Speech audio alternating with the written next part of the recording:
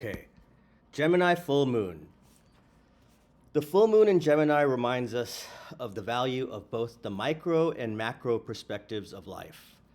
We may be handling a situation that needs more micromanagement than we are used to, or one that we must zoom out from to regain an overall larger viewpoint. Either way, we find we are sensing our place in the universe. It's full immersion versus floating above. We may find function and pleasure from both, but too much of one could be problematic. Usually there's no challenge without some sorts of solution. Sometimes we must be prepared to wait or apply more effort to discover one. However, Mars opposing the moon suggests that patience may be in short supply. So on this occasion, more effort or acting promptly could be the answer. With Mars in Sagittarius, we can afford to be more ambitious than usual, and we can get away with things working out well because of fortunate, timely action. So it's time to take that action. It's interesting that Mars has been caught up with the lunation 2 months running, but in quite different expressions. This time, we are away from last month's cool white heat of Mars in Scorpio, and, if anything, rise above the intensity.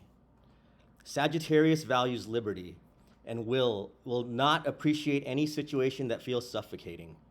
For existing issues, this now might be the time to simply pull away from a rut we've landed in and forge a new path. We keep moving, spending more time taking action and less time caught up in the gymnastics of the mind, wondering if our steps are a good idea. The moon is squaring Saturn, which underlines a need to put a stop to pointless arguments. Moon in Gemini may have many views and could enjoy going over the intrigue of all the options in a situation. Yet, Saturn in Pisces reminds us that we might not have endless time to dither and daydream. Something or someone may be pressing for clarity and answers. Saturn is in the early degrees of the water sign, rather than the air of Aquarius as we are more recently accustomed to. And we are still getting used to navigating watery currents with a Saturnian system. Gaining clarity on how to follow the wending path of a stream or river remains in process. The idea is less one of drifting and more one of moving decisively forward. As we plug away at this endeavor, we find we make progress at last. With any luck, we have a mentor or coach guiding us, someone whose actions engender trust and confidence. Mercury in Sagittarius also plays a key role in this lunation, as it is the moon's dispositor. Sagittarius is a place rather opposite to Mercury's nature, and again, we have the dichotomy of what we might call small and large thinking. Both have value, but don't necessarily see eye to eye easily.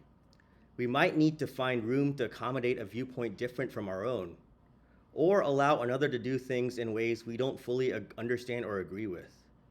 But if we ask ourselves if it really matters, the answer might be no. Perhaps in that case, we can find room to be reasonable. But Mercury square Neptune suggests that we may simply feel a bit confused and lost temporarily. In which case, the steering effects of both Mars and Saturn at their very different speeds may prove to be allies. At this time, what seems practical is to make adjustments as we go and ensure we do not dwell long on anything that does not deserve overemphasis. Sometimes the energy of a dramatic turn can make our minds want to keep rerunning the episode, even if only in memory. But this may be unnecessary, and we can short-circuit the matter by simply putting our attention elsewhere or choosing to react differently. So that was me reading the Gemini full moon. That's we're all about to experience right now. I hope you enjoyed that, and feel free to comment anything about this lunation as it pertains to you, and I wish you all well. Thank you for watching.